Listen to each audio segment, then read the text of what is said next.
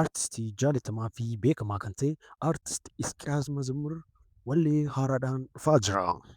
Ashamaan akkam jirtu dhaggeeffattootaa fi daawwattoonni chaanaalii keenyaa gara chaanaalii keenyaatti nagaan deebitan jecha har'a immoo odeeffannoo haaraa hedduu kan namatti toluu fi baay'ee kan nama gammachiisu isinii qabannee dhiyaannee jirra.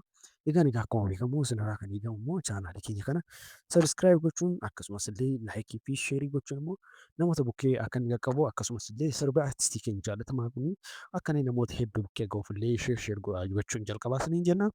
Egaan daawwattoota keenya gara odeeffannoo guyyaa har'aa qabannee dhufneetti haa dabarsu.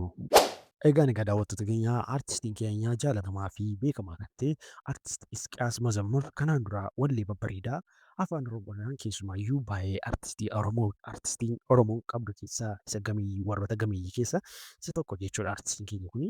Egaa artistiin keenya kuni amma immoo sirba bareedaa mata dureen isaa Jajaa kan jedhu qabatee isinii dhufaan jira isiniin jechaa jira.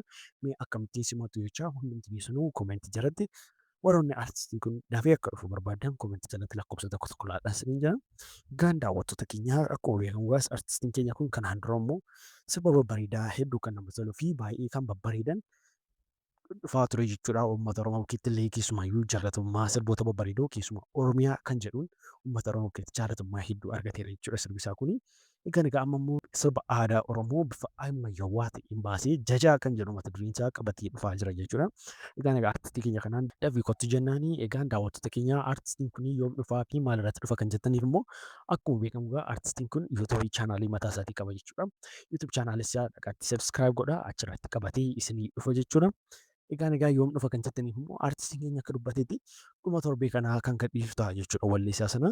Hundumti keessanuu dhaqaatii yuutuub chaanaalii isaa sabiskiraayib godhaa akkasumas illee sirba sanallee achirratti qabatee waan dhufuuf achirratti eeggadhaa isiniin jira. Egaan daawwattoota keenya odeeffannoon guyyaa har'aa qabannee dhufne immoo kana durii amma dhumaatti waan nu daawwattaniif galatoomaa isiniin jecha viidiyoo kan biraan amma walitti deebinutti immoo gama kiyyaan nagaatti.